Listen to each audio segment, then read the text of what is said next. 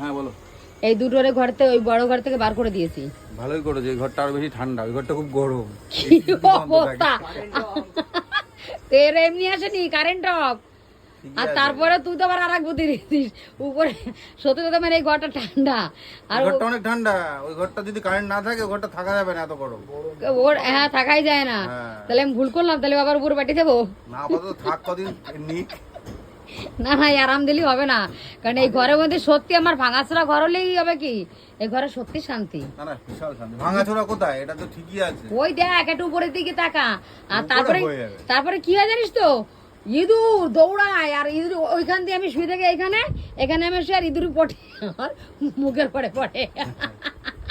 কি শান্তির ঘর আমার।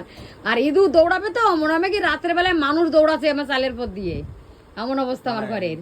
ঠান্ডা আছে, আমি ঘরে ঢুকেই বললাম এই ঘরটা ভালো। সত্যি শান্তির ঘর আমার। ওই দোতা